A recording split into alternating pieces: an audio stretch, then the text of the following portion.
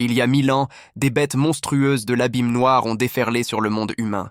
Face à l'extinction, l'apparition de monuments mystérieux a ravivé l'espoir de l'humanité. Ces monolithes ont accordé aux humains le pouvoir des professions, les transformant en guerriers redoutables. En gagnant en puissance, l'humanité a finalement réussi à repousser les bêtes et à reconquérir son territoire. Depuis, une cérémonie annuelle est organisée pour que les lycéens reçoivent leur profession et défendent le monde. Cependant, la menace persiste, les bêtes complotant toujours dans les profondeurs de l'abîme.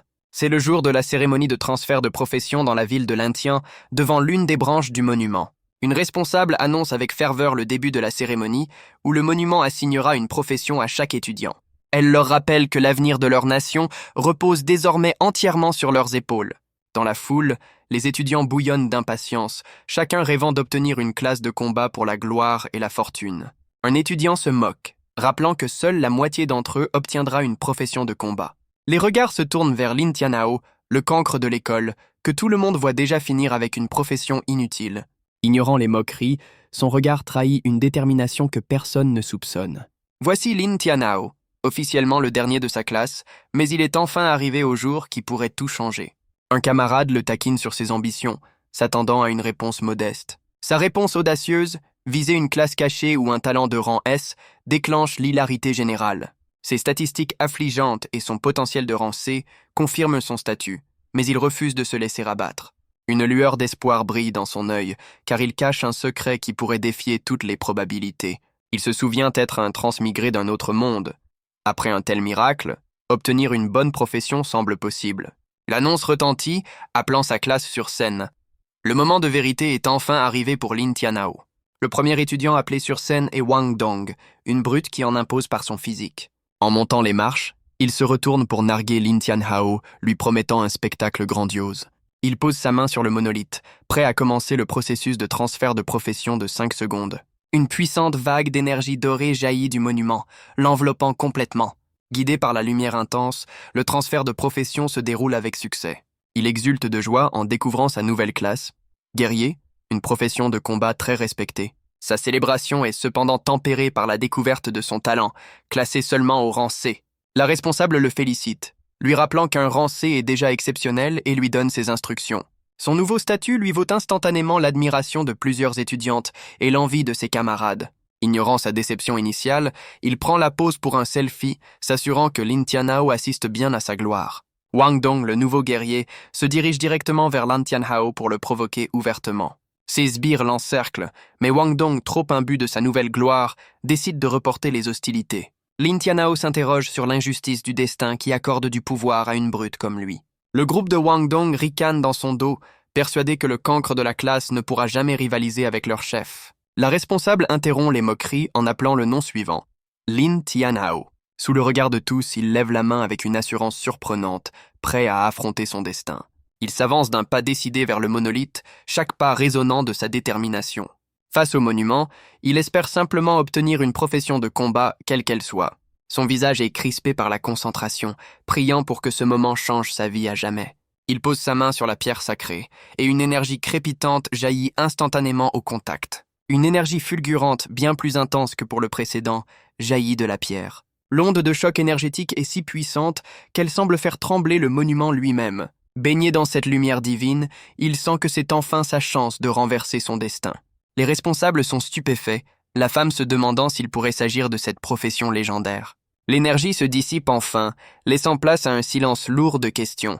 Pourtant, la responsable l'aborde avec un air résigné, lui annonçant que le destin a choisi pour lui. Le verdict tombe, et son visage se décompose en apprenant sa profession, invocateur.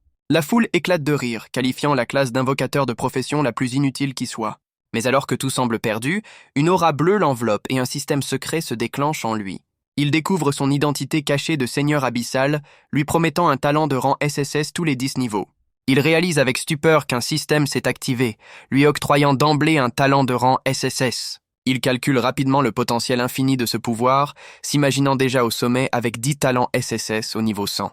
La responsable lui tend sa carte de profession, confirmant officiellement son statut d'invocateur. Son système interne lui annonce l'obtention de son premier talent SSS, le sacrifice démoniaque. Son regard s'intensifie, analysant les implications de cette compétence au potentiel démesuré. Le talent lui permet de sacrifier ses propres points de vie maximum pour transformer et surpuissancer ses invocations. Il prend conscience du coût exorbitant de ce pouvoir, la perte permanente et irréversible de ses points de vie. Il relativise le sacrifice, sachant qu'en tant qu'invocateur, la force de ses créatures primera sur la sienne. Le système précise le ratio, sacrifier 100 points de vie augmente le niveau d'une invocation de 1. Avec ses 1000 points de vie actuels, il comprend qu'il peut instantanément élever une créature au niveau 9. Conscient du risque, il décide d'utiliser son talent avec prudence, ignorant la pitié de la responsable. Il la remercie avec une confiance inébranlable, certain de pouvoir forger son propre destin. Dans la foule, les moqueries fusent, le jugeant déjà comme un échec total. Le consensus est unanime. La classe d'invocateur est synonyme d'inutilité pour le reste du monde. Pourtant, il s'éloigne avec une détermination farouche, prêt à faire de cette faiblesse sa plus grande force. Quelques heures s'écoulent, le ramenant à la quiétude de son foyer. À peine rentré, sa sœur l'interroge, curieuse de connaître la profession que le destin lui a réservée. En apprenant la nouvelle, son visage s'assombrit, connaissant la réputation désastreuse des invocateurs. Sa simple confirmation la laisse désemparée, son inquiétude pour son avenir devenant évidente. Elle tente de le réconforter en lui promettant de devenir une mage puissante pour veiller sur lui. Gêné mais touché par sa promesse, il la regarde avec une assurance nouvelle. Il la rassure avec espièglerie, lui affirmant que son invocateur est bien plus puissant qu'elle ne l'imagine. Il s'éloigne nonchalamment, ignorant les protestations de sa sœur qui se sent traitée comme une enfant. Il reçoit soudain une convocation sur son téléphone, ordonnant à tous les étudiants de se rassembler. Avec une expression déterminée, il décide de se rendre au rassemblement pour découvrir de quoi il retourne. Dans l'amphithéâtre, le professeur récapitule les professions obtenues, soulignant le cas unique de l'invocateur. Les moqueries reprennent de plus belle, Wang Dong et son sbire le considérant comme un cas désespéré. Le professeur l'appelle à son bureau, lui offrant un guide du débutant pour invocateur, une aide pour son cas jugé difficile. Il prend le livre en remerciant le professeur qui lui assure son aide en cas de besoin. Il constate avec une grimace l'épaisseur du manuel, une preuve de plus que la voie de l'invocateur est la plus ardue. Le professeur explique que ce test a pour but de collecter des données sur leur nouvelle profession, leur interdisant de le décevoir. À l'extérieur, les étudiants découvrent une imposante machine d'évaluation, prête à mesurer leur véritable potentiel. Un examinateur à l'air sévère annonce officiellement le début du test d'aptitude, le premier vrai défi pour les nouveaux élus. Un jeune mage, brandissant son bâton, se porte volontaire avec enthousiasme pour ouvrir le bal. Il déchaîne une attaque d'énergie bleue sur la cible, une démonstration de force honorable. Le score s'affiche. 73, un résultat jugé correct mais qui ne fait pas de vagues. C'est au tour de Wang Dong, qui libère une frappe dorée bien plus dévastatrice sur la machine. Avec un score impressionnant de 89, il savoure les éloges qui le placent déjà au sommet de sa promotion. L'examinateur appelle alors Lin Tianhao, qui s'avance sous le regard narquois de son rival. Face à la cible, il se rappelle le sort d'invocation basique du manuel, qu'il n'a même pas encore eu le temps de pratiquer. Il décide de tenter le tout pour le tout, espérant que le sort du manuel fonctionnera du premier coup. Avec une concentration intense, il récite l'incantation, tentant le sort pour la toute première fois. Une puissante rafale de vent magique se déchaîne soudainement autour de lui, surprenant tout le monde. Le professeur et les autres étudiants sont stupéfaits par la puissance de la réaction, se demandant ce qui se passe. La foule lève les yeux vers un tourbillon de fumée, s'attendant à l'apparition d'une créature légendaire. Mais de la fumée émerge une créature inattendue, un adorable petit slime bleu. Lin Tianhao reste figé, le regard vide, incapable de croire que c'est là le fruit de son invocation. L'hilarité éclate dans la foule, Wang Dong en tête, se moquant de la créature jugée trop mignonne pour combattre. Il regarde avec dépit le slime qui se frotte à sa jambe, complètement déconcerté par la situation. Une fenêtre de statistiques apparaît, révélant la créature, un slime de débutant de niveau 1 avec une puissance d'attaque dérisoire. Wang Dong se moque ouvertement, comparant la puissance d'attaque du slime à une simple démangeaison. L'examinateur interrompt les rires, demandant à tout le monde de se concentrer sur le résultat du test. Le tableau d'affichage révèle un score dérisoire de 9 points, confirmant l'échec cuisant. L'examinateur annonce le score avec embarras, tandis que la foule reste stupéfaite par un résultat aussi bas. Le professeur tente de le consoler maladroitement, lui disant de ne pas se décourager malgré l'humiliation publique. Ignorant les moqueries, il demande avec une détermination sans faille une seconde chance, que le professeur lui accorde. Il est maintenant temps pour lui de révéler son véritable atout, son talent de rang SSS, le sacrifice démoniaque. Le système lui propose de sacrifier sa créature et il décide de commencer en offrant 200 de ses propres points de vie. La foule l'observe, persuadée qu'une nouvelle tentative ne changera rien à son sort pathétique. Ses points de vie chutent instantanément, et une énergie rouge sang jaillit du slime, initiant une transformation spectaculaire. Le slime inoffensif se contorsionne, sa chair se métamorphosant sous l'effet du sacrifice. Une énergie démoniaque rouge vif le consume, le remodelant en une créature de cauchemar. Wang Dong et les autres étudiants n'en croient pas leurs yeux, leur arrogance se muant en stupeur. La transformation s'achève, révélant un slime démoniaque hérissé de pointes et débordant de puissance. Lin Tianhao observe sa création avec un regard intense, reconnaissant la naissance du slime démonisé. Une fenêtre de statistiques confirme la puissance de la créature, ses stats ayant explosé de manière exponentielle. D'un geste autoritaire, il ordonne à sa nouvelle invocation de passer à l'attaque. Le slime démonisé s'élance vers la cible, se transformant en un projectile rouge vif et menaçant. Il fond sur la machine d'évaluation, prêt à déchaîner une puissance que personne n'aurait pu anticiper. L'impact est cataclysmique, la créature frappant la machine avec une force dévastatrice. L'écran de la machine affiche une erreur, incapable de calculer une telle puissance. La machine d'évaluation surchauffe et se fissure sous la violence de l'impact, sous le regard médusé de la foule. L'examinateur, le professeur et les étudiants sont tous frappés de stupeur, leur visage trahissant une incrédulité totale. Le score final s'affiche enfin, révélant un chiffre ahurissant de 120 points, tandis que Lin Tianhao reste impassible. Le professeur et les autres étudiants n'en croient pas leurs yeux, choqués que le cancre de la classe ait pu obtenir un tel résultat. Wang Dong est fou de rage, refusant d'admettre que le soi-disant raté l'ait surpassé de manière si humiliante. L'examinateur, en sueur, se souvient que même le légendaire dieu de la guerre n'avait obtenu que 101 et commence à soupçonner une tricherie. La foule, menée par Wang Dong, se met à crier à la triche, jugeant impossible le saut de 9 à 120 points. Lin Tianhao reste calme, admettant intérieurement n'avoir fait qu'utiliser son talent secret sur sa créature. Le professeur semble prendre les accusations au sérieux, trouvant une certaine logique dans les doutes de la foule.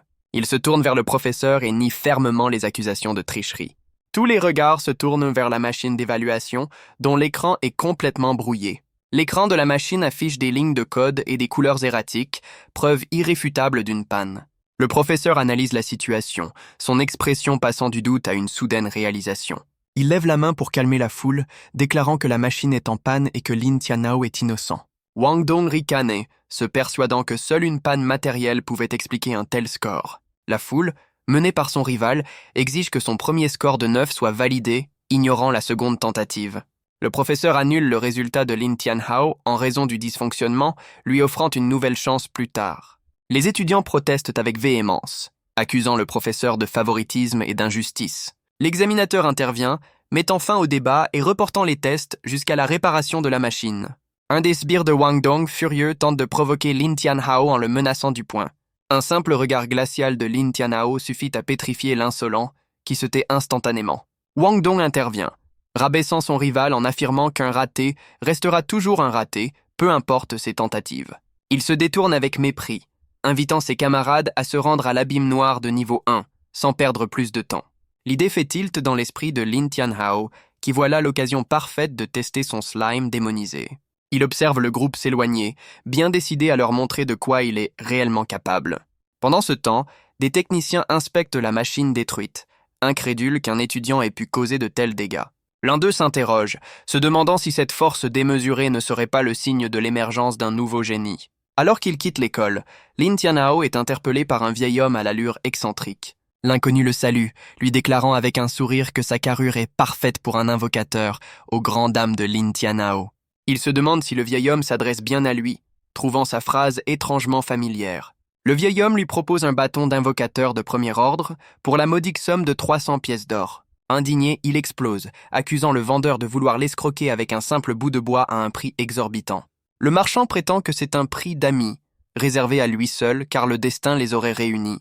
En saisissant le bâton, il sent une puissante énergie dorée en émaner, confirmant qu'il ne s'agit pas d'un objet ordinaire.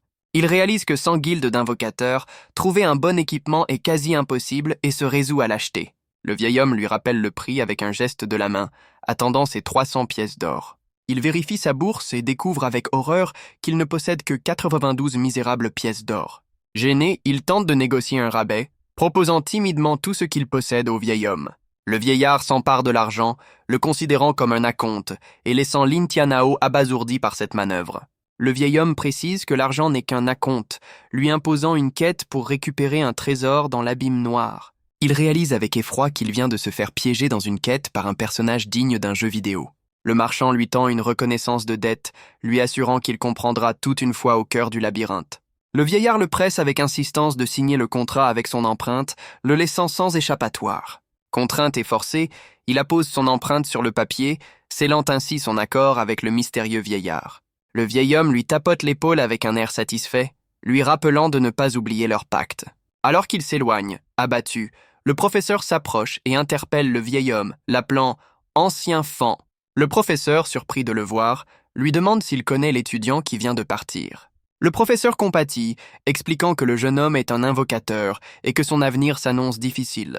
L'ancien fan acquiesce avec un sourire énigmatique, suggérant qu'il sait que ce chemin ardu cache bien plus de potentiel. Il arrive enfin à l'entrée de l'abîme noir de niveau 1, un portail colossal niché dans la vallée froide. Devant la structure imposante, il contemple le vortex d'énergie qui mène à sa première véritable épreuve. Une fenêtre système lui apprend qu'il faut être au minimum 3 pour entrer, brisant ses espoirs de s'y aventurer en solo. Ne se laissant pas décourager, il consulte le classement des meilleurs temps de la vallée froide. Il découvre que la première place, détenue par un certain Fang Changyun, offre des récompenses mensuelles très généreuses. La récompense est une armure de débutant dorée aux statistiques impressionnantes, un équipement de choix pour commencer. Le bonus de 120 points de vie maximum attire son attention, le motivant à viser la première place. Ses réflexions sont interrompues par des moqueries dans son dos, le raillant sur son score pathétique au test. Il se retourne, le visage impassible, pour faire face à ses nouveaux détracteurs. Un groupe d'aventuriers le dévisage avec mépris, se demandant ce qu'un invocateur pourrait bien faire dans un donjon. D'un regard glacial, il leur rétorque froidement de se mêler de leurs affaires. Le groupe de Wang Dong le nargue, lui rappelant qu'il lui faut une équipe pour espérer entrer. Un autre guerrier de rang C cherche à former une équipe, attirant l'attention des aventuriers solitaires. 2 aventuriers s'enthousiasment à la vue du guerrier de rang C, y voyant une chance inespérée. Une foule se presse aussitôt autour du groupe, chaque aventurier vantant ses mérites pour être recruté. Le guerrier choisit avec assurance 2 nouveaux membres, ignorant la plupart des candidats désespérés. L'un des sbires de Wang Dong se vante, affirmant que son chef vise le sommet du classement. Les nouveaux coéquipiers sont impressionnés par cette ambition et promettent de ne pas être un fardeau. Le groupe nouvellement formé s'avance vers le portail, prêt à affronter les dangers de l'abîme. Des ossements brisés au sol rappellent à tous le sort funeste qui attend les imprudents. Les aventuriers sont saisis d'effroi en découvrant les restes de ceux qui les ont précédés. Un autre chef de groupe, au sourire sadique, avertit ses coéquipiers de ne pas traîner s'ils ne veulent pas finir de la même manière. Wang Dong, ignorant les avertissements, mène son équipe avec une confiance arrogante vers l'entrée du donjon. Lin Tianhao les observe s'engouffrer dans le portail, se retrouvant une fois de plus seul et mis à l'écart. Il sait pertinemment que Wang Dong et sa bande ne sont pas fiables et que les 2 nouvelles recrues courent à leur perte. Il se rappelle que mourir ici a un coût exorbitant, ce qui rend une expédition sans faute essentielle pour progresser. Une fenêtre système apparaît au-dessus de lui, affichant son talent et sa compétence de rang S, un atout qu'il a gardé secret. Des aventuriers remarquent son rang S, mais le rejettent aussitôt en voyant sa classe d'invocateur, le considérant comme un poids mort. Isolé au milieu de la place, il devient le paria que tout le monde évite, personne ne voulant s'associer à un invocateur. Soudain, 2 autres étudiants, visiblement mis à l'écart eux aussi, s'approchent de lui avec une lueur d'espoir dans les yeux. La première est une barde nommée Li Xue, dont le talent de Rang E la condamne à être ignoré de tous. Lin Tianhao devine à son air abattu qu'elle attend, comme lui, une équipe depuis des jours. Sans hésiter, il s'approche et lui propose directement de faire équipe avec lui. La jeune femme est stupéfaite qu'un invocateur de rang S s'intéresse à elle. Il lui tend la main avec un sourire désarmant, expliquant que personne ne veut de lui malgré son ambition. Partagée entre le doute et son charme, elle accepte son offre avec empressement. Leur alliance est scellée par une poignée de main, formant officiellement une équipe de parias. Il la rassure, lui affirmant qu'il s'occupera des monstres et qu'elle n'a qu'à rester en sécurité. Complètement sous le charme, elle est touchée par son attention et promet de ne pas le gêner. Il ne leur manque plus qu'une personne pour enfin pouvoir défier l'abîme noir. Les aventuriers sont soudainement distraits par l'arrivée d'une femme qu'ils acclament comme la déesse Qing. Il s'agit de Su Qing, une druidesse de talent rang A, immédiatement assaillie par des prétendants qui veulent la recruter. Lin Tianhao la reconnaît, c'est la fille la plus populaire de son école, et il est surpris de la voir ici. Elle le remarque également, se rappelant sa réputation de cancre devenu invocateur. Elle s'approche de lui, l'évaluant avec une curiosité amusée, tandis qu'il reste perplexe face à son intérêt. Avec une assurance déconcertante, elle pointe Lin Tianhao du doigt et lui ordonne de l'accepter dans son groupe. La foule explose de jalousie, et Lin Tianhao, complètement abasourdie, se demande si elle s'adresse bien à lui. Elle confirme son choix avec un sourire charmeur, prenant sa main et se rapprochant de lui de manière suggestive. Les prétendants et conduits sont outrés, tandis que Lin Tianhao, dépassé, ne comprend pas pourquoi il est la cible de leur colère. D'un regard glacial, Su Qing renvoie sèchement un admirateur, affirmant qu'elle a déjà trouvé son équipe. Sugain, pleine d'assurance, annonce qu'il est temps pour leur nouvelle équipe de s'aventurer dans l'abîme. Lin Tianhao l'interrompt, cherchant à comprendre pourquoi une aventurière de son calibre a choisi leur groupe de parias. Elle révèle son ambition: atteindre le sommet du classement, en prouvant qu'elle peut y arriver même avec 2 coéquipiers faibles. Lin Tianhao et Li Xue réalisent avec une grimace qu'elle vient de les traiter ouvertement de boulets. Sans attendre de réponse, elle leur ordonne de se dépêcher et de la suivre vers le portail. Ils soupirent, se plaignant d'avoir recruté une princesse, tandis que Li Xue s'inquiète de leur petit nombre. Il la rassure, lui expliquant qu'ils n'ont pas le choix et qu'elle pourra fuir si le danger devient trop grand. Ils pénètrent dans un paysage glacial où des créatures inconnues grouillent sous la neige. Le froid saisissant de la vallée froide les surprend tous les 3 dès leur arrivée. Lin Tianhao constate avec dépit que l'équipement de résistance au froid qu'il a acheté est totalement inefficace. Li Xue se souvient soudain qu'elle peut lancer une aura de résistance au froid pour protéger le groupe. Elle pince les cordes de sa harpe, libérant une douce mélodie aux propriétés magiques. Une aura dorée les enveloppe, et Su Qing concède avec un sourire que la barde n'est pas totalement inutile. Pressé de grimper au classement, Su Qing ordonne au groupe d'accélérer le pas à travers la vallée. Lin Tianhao s'arrête net, sentant une présence hostile les observer depuis la forêt sombre. Son regard se durcit, prêt à affronter la première menace qui se dresse sur leur chemin. Un loup corrompu de niveau 1 surgit des ombres, ses statistiques s'affichant devant eux. Suzhao identifie la créature comme un simple monstre de bas niveau, une formalité pour elle. Elle craque ses doigts, une énergie bleue l'enveloppant alors qu'elle se prépare à s'échauffer. Elle se métamorphose en une créature féline, libérant sa forme de chat-esprit pour le combat. Lin Tianhao observe avec fascination, découvrant pour la première fois la transformation semi-bestiale d'une druidesse. Avec une agilité fulgurante, elle s'élance à travers la neige, ne laissant qu'une traînée d'énergie bleue dans son sillage. Elle bondit sur le loup corrompu, ses griffes acérées brillant d'une lueur menaçante, prête à frapper. La créature est lacérée par une rafale de coups, subissant des dégâts considérables sous l'assaut impitoyable. Lin Tianhao analyse froidement l'efficacité de ses attaques, tandis que Li Xue est simplement ébloui par une telle démonstration de force. En guise de paiement pour le sort de protection, Su Qing offre le butin du monstre à la barde, affirmant ne pas aimer avoir de dette. Li Xue, touché par ce geste inattendu, accepte avec une timidité reconnaissante. Juchée sur la carcasse du loup, elle leur ordonne de la suivre sans tarder, reprenant son rôle de chef autoritaire. Le groupe s'enfonce plus profondément dans la vallée pour se retrouver face à une meute entière de loups hostiles. Sans la moindre hésitation, Su Qing charge de nouveau, son regard déterminé fixé sur la meute qui leur barre la route. Avec une agilité féroce, elle déchaîne un tourbillon de griffes, décimant la meute de loups en un instant. Malgré une légère blessure, son ambition de dominer le classement reste sa seule priorité. Elle rejette l'offre de soins de Li Xue, jugeant le sort de la barde trop faible et préférant économiser son mana. À la place, elle sort une fiole de potion de soins, une solution bien plus rapide et efficace. Elle avale la potion et une aura de régénération verte la soigne instantanément sous le regard de Li Xue. Lin Tianhao observe la scène avec un sourire en coin, tandis que Li Xue reste admirative de la druidesse. Le trio reprend sa route, s'enfonçant plus profondément dans la vallée hostile. Leurs expressions se durcissent, sentant une nouvelle menace bien plus dangereuse se profiler. Un cercle magique violet s'illumine soudainement sous les pieds de Su Qing, la prenant par surprise. Des piliers d'énergie l'emprisonnent, la laissant vulnérable face à un ennemi invisible. Un marteau gigantesque s'abat sur elle, la laissant sans aucune issue. L'impact brutal la projette violemment en arrière, soulevant un nuage de neige. Un monstre d'élite émerge, un zombie errant corrompu bien plus redoutable que les loups. Suzin comprend que cet adversaire d'élite va rendre le combat bien plus difficile. Lin Tianhao devine que le massacre des loups a provoqué l'apparition de ce monstre caché. Refusant d'abandonner, elle se jette sur le zombie, tentant de parer son coup de marteau. Elle réalise avec effroi que la vitesse du monstre surpasse largement la sienne. Le zombie déchaîne une nouvelle attaque, envoyant une onde de choc dévastatrice vers elle. Vaincue, elle gît inconsciente dans un cratère, sévèrement blessée par l'assaut. Alors que Li Xue veut se précipiter pour l'aider, Lin Tianhao la retient, évaluant la situation.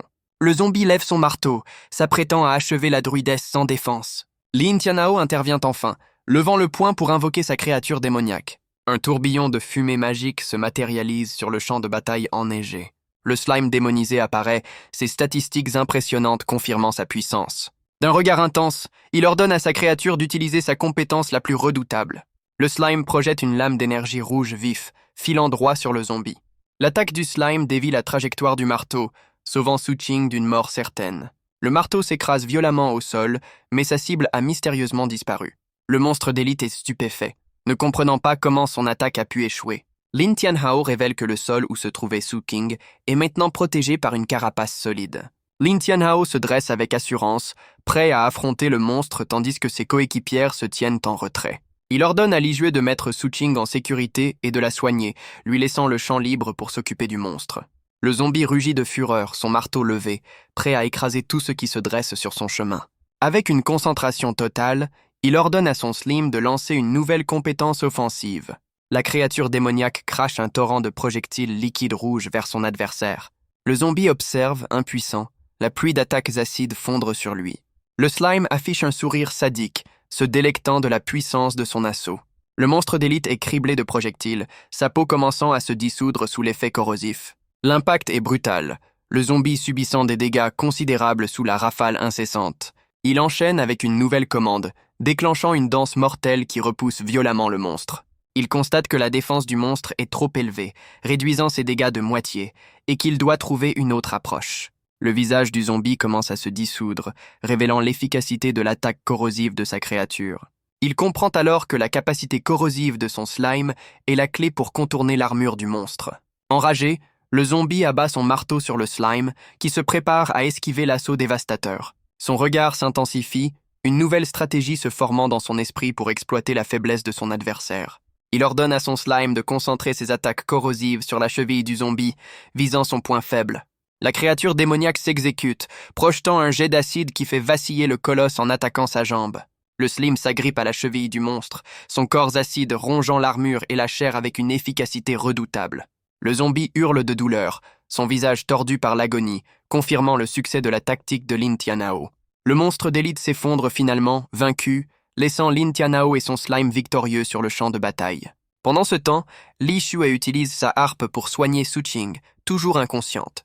La druidesse reprend conscience, médusée par la puissance inattendue de l'invocateur qu'elle méprisait. Elle réalise avec stupeur que le raté a vaincu seul le monstre d'élite qui l'avait mise KO.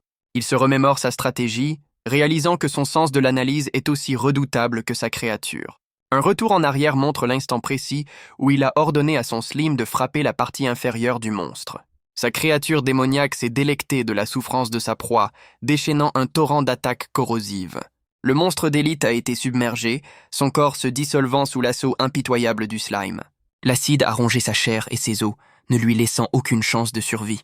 Une fenêtre système apparaît, confirmant sa victoire et lui octroyant une pluie de récompenses et d'expérience. L'expérience gagnée est si colossale qu'il monte instantanément de niveau, surpris par la rentabilité de vaincre un ennemi supérieur.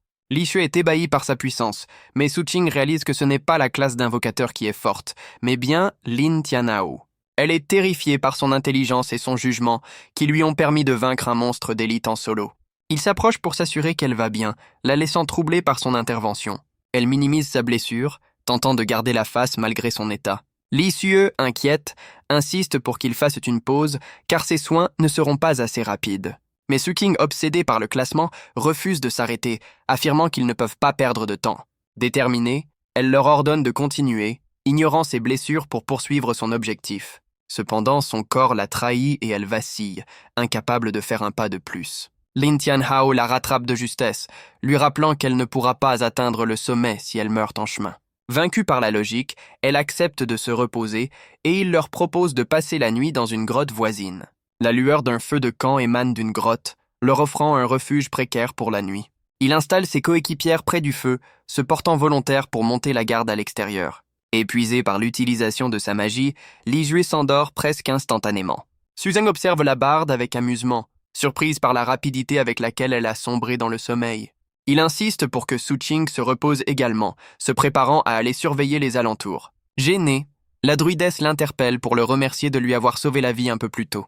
Elle tente de masquer son embarras avec une attitude hautaine, affirmant qu'elle n'oublie jamais une faveur. Submergée par la timidité, elle se cache dans son sac de couchage, lui ordonnant d'oublier sa déclaration. Il sourit, amusé par le caractère de cette noble au grand cœur caché derrière une langue acérée. Faisant semblant de dormir, Su-Ting l'observe discrètement, intrigué par le jeune homme qui lui a sauvé la vie. Dehors, il profite de la solitude pour vérifier les gains de son récent passage au niveau 3. Une fenêtre système révèle ses statistiques améliorées et une nouvelle compétence, armement complet. Il analyse ce nouveau talent, comprenant qu'il s'agit d'un puissant renforcement pour ses invocations. Avec 1200 points de vie, il calcule pouvoir améliorer son slime de 4 niveaux supplémentaires. Sans hésiter, il active son talent et décide de sacrifier 400 points de vie pour sa créature. Ses points de vie chutent à 800, canalisant toute cette énergie dans son slime démoniaque. La créature passe au niveau 7, ses statistiques explosent et elle débloque une nouvelle compétence, la division.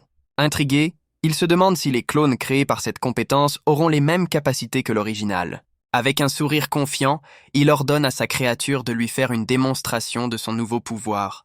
Le slime s'exécute aussitôt, utilisant sa compétence de division avec une rapidité déconcertante. Le slime se contorsionne, son corps s'étirant de manière grotesque sous l'effet de la nouvelle compétence.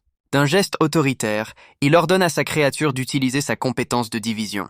Dans un tourbillon d'énergie rouge, la créature se dédouble, sa masse se scindant en 2 entités distinctes. Son regard s'aiguise, analysant avec une concentration intense le résultat de cette nouvelle capacité. 2 slimes démoniaques identiques se tiennent maintenant devant lui, leurs statistiques confirmant une division parfaite. Il analyse les changements. Les points de vie et l'agilité sont réduits de moitié, mais il s'interroge sur la durée de l'effet. Une fenêtre système apparaît, révélant un compte à rebours de 3 minutes seulement. Il est déçu par cette contrainte de temps, se demandant ce qu'il peut accomplir en si peu de temps. Soudain, une prise de conscience le frappe, son expression changeant du tout au tout. Il se retourne brusquement, sentant une présence ou un événement inattendu se produire à proximité. Il comprend que ses coéquipières sont en danger et qu'il doit intervenir au plus vite. Sans une seconde à perdre, il se précipite à l'intérieur de la grotte pour les protéger. Les 2 jeunes femmes sont pétrifiées par un monstre gigantesque aux yeux rouges qui leur barre la sortie. Lin Tianao surgit et ordonne à son slime démoniaque de déchaîner une attaque corrosive. La créature projette un jet d'acide écarlate en direction de la bête menaçante. L'impact est dérisoire, n'infligeant que 25 points de dégâts à la créature massive. Il est stupéfait par le peu de dégâts, réalisant que cet adversaire est d'un tout autre calibre. Une fenêtre révèle l'identité du monstre. Un lapin des neiges, géant de niveau 8, doté d'une défense redoutable. Sugan et Lisieux perdent tout espoir, convaincus que l'écart de 6 niveaux est insurmontable.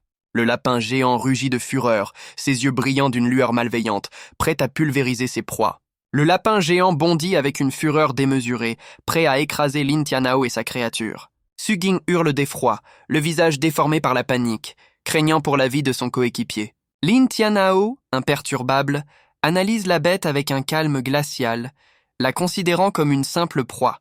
Le slime démoniaque riposte, crachant un nouveau jet d'acide avec une détermination féroce.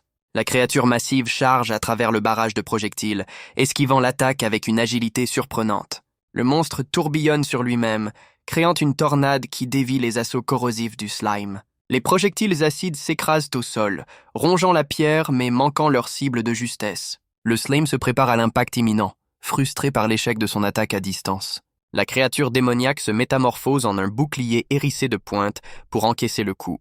Le poing du lapin géant s'écrase contre le slime, mais la défense improvisée tient bon face à la force brute. Le slime est violemment repoussé, incapable de résister à la force brute du lapin géant. Les projectiles acides s'écrasent au sol, infligeant des dégâts minimes et manquant leur cible. Il ordonne à sa créature de se replier et de combiner ses compétences pour une nouvelle offensive. Le slime déchaîne une nouvelle fois sa danse démoniaque, projetant une vague corrosive sur son adversaire. Mais le lapin géant, d'une agilité déconcertante, esquive à nouveau l'assaut avec une facilité insolente. Ses coéquipières réalisent qu'elles font face à l'un des monstres les plus redoutables de la vallée, connu pour sa vitesse. Susan ne comprend pas pourquoi la créature les attaque, car ils n'ont pas empiété sur son territoire. Lisieux, inquiète, se demande s'ils ne devraient pas intervenir, car les attaques du slime sont inefficaces. Son expression se durcit en réalisant que la compétence de son slime a été interrompue par la vitesse du monstre. Une fenêtre système confirme son échec, annonçant que la compétence est désormais en temps de recharge. Il ordonne à sa créature de se replier en urgence, réalisant le danger. Le lapin géant déchaîne une rafale de coups, infligeant de lourds dégâts au slime. Voyant son allié en difficulté, Lissue décide d'intervenir malgré le danger. Suzin tente de la retenir, mais la barde s'élance courageusement vers le monstre. Pour détourner son attention, elle lui lance une pierre en le provoquant. L'impact dérisoire suffit à irriter la bête, qui se tourne vers sa nouvelle cible. Les yeux du monstre s'embrasent de fureur, sa colère se concentrant entièrement sur la jeune femme. Lissue est pétrifiée par la peur, regrettant instantanément son geste audacieux. Le lapin géant la domine de toute sa hauteur, prêt à l'écraser d'un seul coup. Dans un geste désespéré, elle lui jette une carotte, espérant apaiser sa fureur. Le regard du monstre s'adoucit, sa fureur s'évanouissant à la vue de la carotte. Contre toute attente, la bête redevient un adorable lapin et se met à dévorer joyeusement l'offrande. Le trio reste abasourdi, comprenant que la bête avait simplement faim, tandis que Lissue rougit sous les questions de ses coéquipiers. La barde explique qu'elle les gardait comme ration, mais le regard du monstre montre qu'il en veut encore plus. Le monstre se lance alors à la poursuite de la barde, qui s'enfuit en panique pour protéger le reste de ses provisions. Son regard se durcit, réalisant qu'il doit profiter de cette distraction pour piéger et vaincre la créature. Il met son plan à exécution, ordonnant à la barde de lancer son sac de provisions à Suqing pour détourner l'attention. D'abord perplexe, Suqing voit la barde lui lancer le sac, s'exécutant sans poser de questions. Elle attrape le sac de justesse, son visage trahissant son appréhension alors qu'elle devient la nouvelle cible. Le plan fonctionne à merveille, et le monstre se tourne aussitôt vers la druidesse, qui se fige en réalisant le danger. Suzin furieuse ne comprend pas la stratégie de Lin Tianhao et l'interpelle avec colère. Elle s'élance, utilisant son agilité pour attirer le monstre géant dans une course effrénée. Lin Tianhao se tient prêt, révélant à ses coéquipières la suite de son plan audacieux. Un sourire carnassier aux lèvres, il annonce avec une confiance glaçante qu'ils vont abattre la bête. Le lapin géant, fou de rage, charge à travers la grotte, bien décidé à récupérer ses carottes. Surprise par la vitesse fulgurante du monstre, Suqing s'accroche tant bien que mal à son dos. Pressée par le temps, elle se retourne et crie à Lin Tianhao de se dépêcher de mettre son piège en place. Il lui désigne alors un mur de la grotte, lui ordonnant de diriger la créature droit dessus. La druidesse affiche un sourire entendu, comprenant enfin la subtilité de la manœuvre. Pendant ce temps, le slime démoniaque se prépare, se transformant en un piège acéré au sol. Suqing, dans sa forme bestiale, attire le monstre enragé, le menant droit vers le piège. Elle sprinte à travers la grotte, le colosse la suivant de près, ignorant le danger qui l'attend. Son regard est empli de détermination, prête à exécuter sa part du plan à la perfection. Le lapin géant percute violemment le mur de la grotte, l'impact le laissant complètement sonner. La créature est étourdie, sa tête coincée dans la roche, totalement vulnérable. Lin Tianhao donne l'ordre final, signalant à sa créature que le moment est venu de frapper. Le slime démoniaque empale la bête par en dessous, profitant de son immobilité pour porter un coup décisif. Le monstre est criblé de projectiles acides, subissant une pluie d'attaques corrosives. Un sourire suffisant aux lèvres, il annonce que la bête est tombée dans son piège et ordonne l'assaut final. Les deux slimes déchaînent un torrent d'acide, dissolvant la créature piégée sans aucune pitié. Le lapin géant est pétrifié de terreur, voyant le slime démoniaque se profiler au-dessus de lui. La créature affiche un sourire cruel, se délectant de la peur de sa proie impuissante. Des chiffres de dégâts continus s'affichent, confirmant l'efficacité de l'acide qui ronge le monstre. Une fenêtre système annonce sa victoire, et il pousse un soupir de soulagement, le combat étant enfin terminé. Il analyse le combat, réalisant que sa créature a eu du mal face à un monstre pourtant de niveau inférieur. Il comprend que les compétences de zone de son slime sont peu efficaces contre une cible unique et puissante. Suzin, furieuse, lui reproche de l'avoir utilisé comme appât, tandis que Lissue est encore sous le choc. Il se justifie avec un sourire désinvolte, flattant son agilité, ce qui la fait rougir malgré sa colère. La druidesse, embarrassée, reporte sa colère sur Lissue, lui reprochant d'avoir attiré le monstre avec ses carottes. Lin Tianhao les interrompt soudainement, son attention attirée par un objet inhabituel dans le sac de provisions. Il réalise que ces lapins offrent une expérience colossale, une occasion parfaite pour monter en niveau rapidement. Il explique que pour vaincre le boss de niveau 10, toute l'équipe doit atteindre au minimum le niveau 4. Il fait le point sur leurs niveaux respectifs, calculant qu'il leur faudra encore 5 lapins pour être prêts. Li Ge exprime ses doutes, se rappelant la difficulté qu'ils ont eue à vaincre le premier monstre.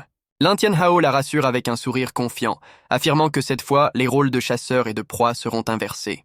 Suqing, motivé par le classement, approuve le plan, voyant là une méthode parfaite pour accélérer leur progression. Le plan était mis en marche, une simple carotte servant d'appât pour attirer leur prochaine victime. Un nouveau lapin des neiges géant sort de sa tanière, attiré par l'offrande laissée à l'entrée. Cachés derrière un rocher, les trois aventuriers observent avec satisfaction leur piège fonctionner à merveille. Au moment où la bête se baisse pour saisir la carotte, le trio surgit de sa cachette pour lancer l'assaut. 3 heures plus tard, leur chasse intensive porte enfin ses fruits. L'équipe est victorieuse, et ils atteignent les niveaux requis pour la suite des événements. Une fenêtre système lui indique qu'ils sont dans l'abîme depuis 5 heures seulement. Licieux s'émerveille de leur vitesse, réalisant qu'ils pourraient battre le record de 8 heures de Fang Changyun. Suzy tempère son enthousiasme, lui rappelant que le boss final ne leur facilitera pas la tâche. Il se remémore les informations sur le boss, un chef zombie capable d'invoquer des sbires pour un combat d'usure.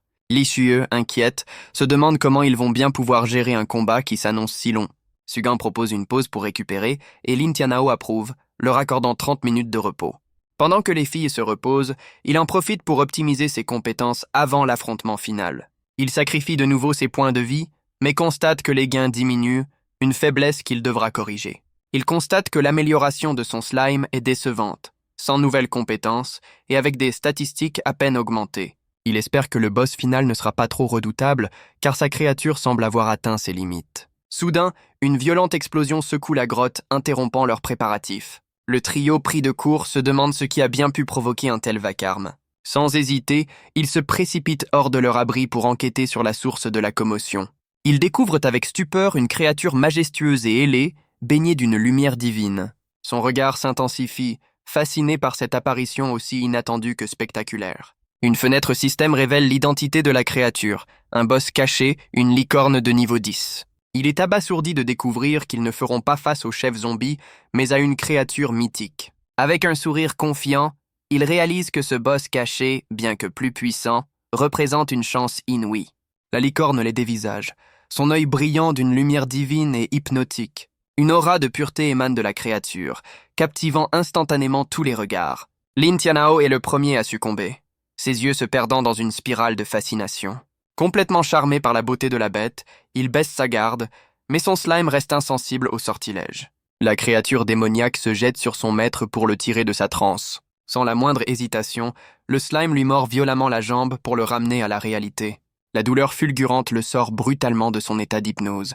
Il se retourne, furieux, demandant des explications à sa créature pour cette attaque soudaine. Le slime lui indique alors que ses coéquipières sont elles aussi tombées sous le charme de la licorne. Susank et Licieux, les yeux vides, sont complètement subjugués par l'aura de la créature mythique. Il se jette sur ses coéquipières pour les tirer de leur transe, les mettant à l'abri juste à temps. Le trio se réfugie en hâte derrière un rocher, échappant de justesse à la menace. Sukin, paniqué, se demande pourquoi le boss caché de la vallée a remplacé le chef zombie attendu. Elle émet l'hypothèse que la licorne, gardienne de la vie, est apparue pour venger le massacre des lapins. Lisieux rétorque, perplexe, que la créature n'a pas réagi lorsqu'ils ont affronté les morts vivants. Sugun se souvient que leur progression normale aurait dû les mener au chef zombie, pas à cette entité divine. Elle réalise avec effroi que les statistiques de ce boss caché sont bien au-delà de leurs capacités, les condamnant à une défaite certaine. Lisieux, en larmes, suggère de fuir, terrifié à l'idée de mourir face à un adversaire aussi puissant. Lin Tianhao lui explique froidement que la fuite est inutile, car la licorne les a déjà marqués comme cible. Rongés par le remords, Lisieux se lamente, convaincu que leur cupidité les a conduits tout droit à leur perte. Il pose une main sur l'épaule de Lisieux pour la calmer, l'empêchant de sombrer dans le désespoir. Il lui rappelle que c'est grâce à elle s'ils ont une chance de battre le record du donjon. Avec une détermination froide, il déclare que ce boss caché n'est qu'un simple obstacle sur leur chemin. Se plaçant devant ses coéquipières, il leur promet de les protéger, quoi qu'il arrive. Suva retrouve son assurance, affirmant avec mépris qu'elle ne se laissera pas intimider par une simple licorne. Touchés par leur courage, Lisieux les remercie, son moral regonflé à bloc par leur soutien. La licorne se cabre, sa corne brillant d'une énergie divine alors qu'elle prépare une attaque dévastatrice. La créature mythique les a repérés, les projetant en arrière avec une onde de choc surpuissante. Une fenêtre système annonce que la licorne lance une charge mortelle avec sa corne. L'assaut pulvérise le rocher derrière lequel il se cachait, manquant de peu de les anéantir. La licorne s'élève dans le ciel, sa silhouette ailée se découpant sur les aurores boréales. Lin Tianhao ordonne à son équipe de se disperser en urgence pour échapper à l'assaut imminent. Une explosion d'énergie divine dévaste la zone, pulvérisant la roche et la glace. Le trio parvient de justesse à s'écarter, se retrouvant isolé sur le terrain dévasté. La créature mythique se prépare à lancer une nouvelle offensive, sa corne brillant d'une lueur multicolore. Une fenêtre système annonce sa nouvelle compétence, une mélodie purificatrice qui attaque l'esprit. Lin Tianhao est assailli par une douleur mentale insoutenable, appelant Li Shui à l'aide. La barde riposte avec sa propre mélodie, lançant une série de sorts pour contrer l'attaque et renforcer ses alliés. La licorne, apaisée par le chant de la barde, semble momentanément perdre sa fureur. Mais l'accalmie est de courte durée, et la bête, enragée, pousse un hurlement de fureur, prête à charger de nouveau. La licorne déchaîne une nouvelle compétence, s'abattant sur la barde avec la puissance d'un météore. Li Shui, pétrifié, ne peut que regarder l'attaque mortelle fondre sur elle. Au dernier moment, Su Qing s'interpose, poussant sa coéquipière hors de la trajectoire du coup. Elle part l'assaut avec sa jambe, absorbant une force colossale pour protéger la barde. L'impact la projette violemment, mais elle a réussi à détourner l'attention du monstre. Avec un sourire provocateur, elle défie la créature mythique, attirant sa fureur sur elle. La licorne, piquée au vif, hennit de rage, ses yeux brillants d'une lueur vengeresse. La druidesse fonce tête baissée, engageant le combat au corps à corps pour laisser ses alliés se regrouper. Mais la puissance de la bête est trop grande, et elle est balayée par un coup de corne dévastateur. Projetée au sol, elle réalise avec amertume la véritable puissance de ce boss caché. Lin Tianhao hurle un avertissement, voyant le danger qui fond sur sa coéquipière. Mais il est trop tard. La licorne transperce la druidesse d'un coup de corne fatal. Le visage de Su Qing se crispe sous le choc et la douleur, surprise par la violence de l'assaut. Li Su se précipite vers sa coéquipière qui s'effondre au sol, lourdement blessée. Elle tente de ranimer Su Qing, inconsciente, alors que la licorne se prépare à frapper de nouveau. Le visage de Lin Tianhao s'assombrit, une aura rouge l'enveloppant alors qu'il fait appel à son slime. Son regard se durcit, déclarant avec une froide détermination que c'est à leur tour d'entrer en scène. Le slime démonisé de niveau 9 apparaît, ses statistiques améliorées confirmant sa nouvelle puissance. Le regard de la licorne vire au rouge sang, révélant sa nature corrompue et malveillante. Le slime se jette sur la bête, s'agrippant à sa corne pour y déverser son acide corrosif. Le slime, le regard rempli de fureur, se concentre pour déchaîner toute sa puissance corrosive. Un jet d'acide écarlate frappe la licorne de plein fouet, la faisant hurler de douleur. Li Shui n'en croit pas ses yeux, voyant le redoutable boss caché totalement maîtrisé par le slime. Il comprend alors que l'attribut sombre de sa créature est la faiblesse ultime de la licorne. Reprenant confiance, il ordonne à sa créature de poursuivre l'assaut sans relâche. Le slime projette une nouvelle salve de projectiles corrosifs, filant droit sur sa cible affaiblie. La créature mythique est submergée par la douleur, son corps se dissolvant sous l'attaque acide. Vaincue, la licorne s'effondre au sol, tandis que le slime se métamorphose pour la poursuite. Li Shui observe avec effroi la bête blessée prendre son envol pour tenter de s'échapper. Mais Lin Tianhao affiche un sourire glacial, refusant de laisser sa proie lui filer entre les doigts. Il ordonne à sa créature de combiner ses compétences pour une attaque finale dévastatrice. Le slime se liquéfie, se transformant en une masse corrosive prête à frapper. Une pluie de projectiles écarlates est projetée avec une fureur renouvelée. La licorne en fuite est criblée de projectiles, ses ailes transpercées par l'assaut. Le slime poursuit sa proie sans relâche, son ombre démoniaque planant sur la bête terrifiée. La créature mythique hurle de douleur alors que l'acide ronge son corps en plein vol. Lin Tianhao félicite sa créature, satisfait de voir la licorne perdre de l'altitude. La bête s'écrase lourdement au sol dans une explosion de poussière et de débris. Vaincue, la licorne gît immobile au fond du cratère, sa lumière divine s'éteignant. Soudain, le corps de la créature se met à briller d'une lueur spectrale et multicolore. Il hurle à ses coéquipières de se boucher les oreilles, sentant une onde sonore dévastatrice approcher. La licorne se transforme en une tornade de lumière, chargeant le slime pour un impact final. Pressé par le temps, il ordonne à sa créature d'utiliser sa compétence de division pour esquiver. Le slime se sépare juste à temps, laissant la corne de la licorne le traverser sans le toucher. La créature démoniaque encercle la licorne, la piégeant habilement grâce à sa division. Les deux slimes se reforment, encerclant la bête mythique qui a manqué son assaut. Une fenêtre système annonce une nouvelle charge de la licorne qui prépare une attaque encore plus puissante. Réalisant que le temps presse, il ordonne à ses créatures de lancer une attaque corrosive combinée. Les deux slimes obéissent, leurs yeux rouges brillant d'une lueur malveillante avant de frapper. La licorne est submergée par l'acide, sa lumière divine vacillant sous l'assaut incessant. La licorne, piégée, observe l'ombre menaçante du slime démoniaque qui s'apprête à l'engloutir. La créature s'abat sur la bête mythique, l'enveloppant complètement dans sa masse corrosive. La licorne perd l'équilibre, ses sabots glissant au sol sous la pression de l'assaut démoniaque. Son visage se tord de douleur, sa chair commençant à se dissoudre sous l'effet de l'acide. Une fenêtre système annonce que la licorne, mortellement blessée, entre dans un état de frénésie. Il réalise le danger et ordonne à sa créature de se replier en urgence pour éviter la contre-attaque. Dans un dernier sursaut de fureur, la licorne parvient à porter un coup dévastateur à son agresseur. Le slime est violemment projeté en arrière, tandis que la bête gît au sol, à l'agonie mais pas encore vaincue. Malgré ses blessures, le regard de la licorne s'embrase d'une rage nouvelle, refusant d'abandonner. Son regard s'intensifie, comprenant qu'il doit l'achever avant qu'elle ne déchaîne sa pleine puissance. Il s'interroge, perplexe, car la licorne a soudainement cessé toute attaque. Son regard se fige, une goutte de sueur trahissant son inquiétude face à un détail anormal. De petites pousses vertes et lumineuses émergent du sol corrompu, un phénomène aussi étrange qu'inattendu. Sushing, impatiente, lui hurle de ne pas hésiter et de porter le coup de grâce à la bête affaiblie. Alors que Li Shui propose son aide, Lin Tianhao tente de les arrêter, sentant le danger imminent. Ignorant son avertissement, la druidesse s'élance, décidée à achever elle-même la créature mythique.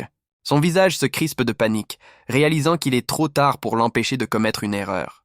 D'un geste rapide, elle arrache le cœur du monstre pensant avoir remporté la victoire. La licorne gémit de douleur, son corps s'affaissant au milieu des pousses de vie naissantes. Mais la druidesse recule brusquement, le visage tordu par la terreur face à ce qui se passe. Elle réalise avec horreur que la créature mythique verse une larme, un détail qui change tout. Un pilier d'énergie verdâtre jaillit du sol, libérant une puissance purificatrice phénoménale. L'onde de choc est si violente que le trio se tord de douleur, assailli par une lumière aveuglante. Le sol se fissure et explose, projetant des débris de roches dans toutes les directions. Une fleur noire géante émerge des profondeurs, menaçant de tout engloutir sur son passage. Malgré la douleur, il ordonne à son slime d'absorber cette nouvelle menace avant qu'il ne soit trop tard. La créature démoniaque s'élance, son corps écarlate s'étirant pour engloutir l'étrange fleur. Le slime déploie toute sa puissance, ses yeux brillants de détermination en obéissant à son maître. Sa masse corrosive enveloppe la fleur ténébreuse, neutralisant son énergie destructrice. Lin Tianhao affiche un sourire victorieux, son plan ayant parfaitement fonctionné une fois de plus. Lin Tianhao constate avec effroi que la grotte s'effondre tout autour d'eux. Sugan l'interpelle, lui ordonnant de se mettre à l'abri du danger imminent. Un énorme rocher menace d'écraser Li Shui, qui est pétrifié par la peur. Sans hésiter, la druidesse s'élance pour intercepter le bloc de pierre mortel. D'un coup de poing surpuissant, elle pulvérise le rocher en une myriade d'éclats. Son intervention rapide a permis de sauver sa coéquipière d'une mort certaine. Le slime se déploie en un dôme protecteur, abritant le trio de la pluie de débris. Subham explique que la mort du gardien a provoqué la dissipation de la magie qui maintenait ce lieu. Une prise de conscience soudaine frappe Lin Tianhao, qui comprend qu'ils ont oublié un détail crucial. Une silhouette sombre et menaçante apparaît au-dessus du corps de la licorne, annonçant un nouveau danger. Il hurle à sa créature d'utiliser sa compétence de division pour protéger le corps de la licorne. Le slime, le regard brillant de malice, se prépare à exécuter cet ordre inattendu. La créature démoniaque s'élance, non pas pour attaquer, mais pour couvrir la dépouille de la bête mythique. Son corps s'étend en une nappe écarlate, formant un bouclier protecteur sur la licorne. Le slime enveloppe complètement la créature, la protégeant de l'entité ténébreuse avec un sourire suffisant.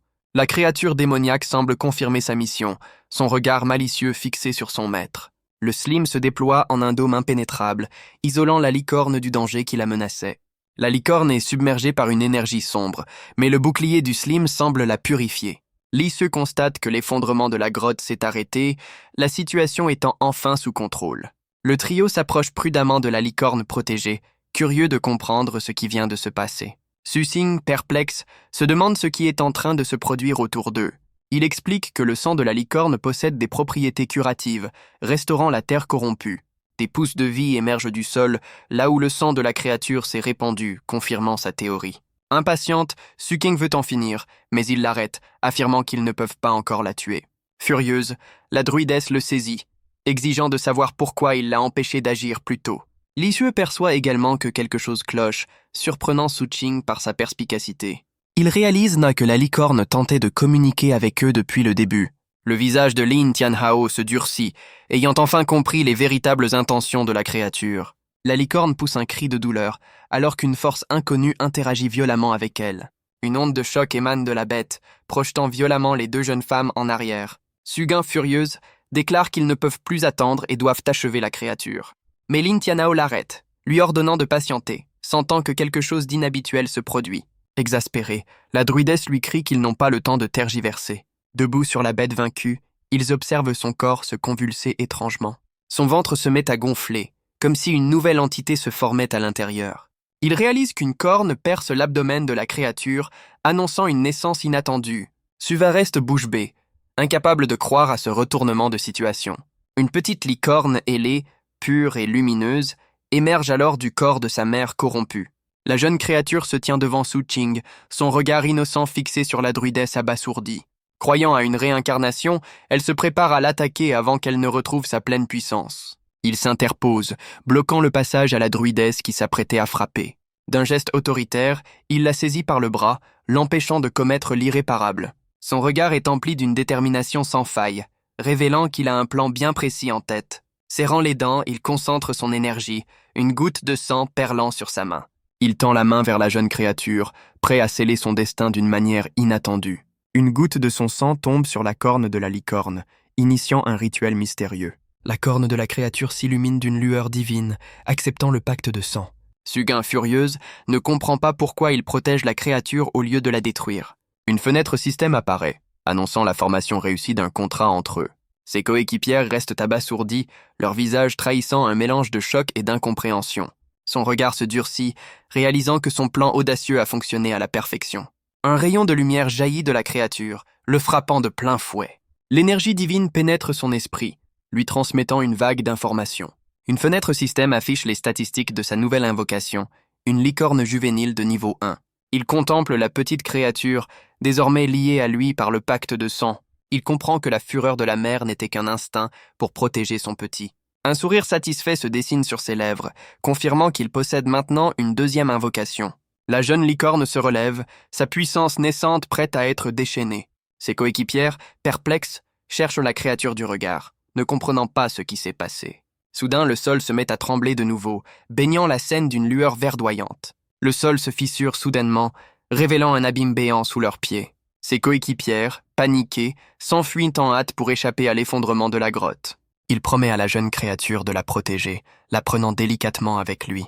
Le corps de la mère s'est volatilisé, laissant derrière lui une silhouette lumineuse et des récompenses. Une fenêtre système détaille le butin exceptionnel, incluant une corne forgeable et un coffre au trésor. Il est stupéfait par la qualité des objets obtenus, dépassant toutes ses attentes. Une autre notification apparaît, les félicitant d'avoir pulvérisé le record du donjon.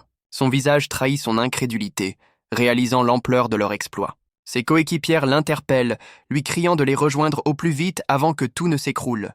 D'un pas décidé, il s'élance pour les rejoindre, prêt à quitter ce lieu instable.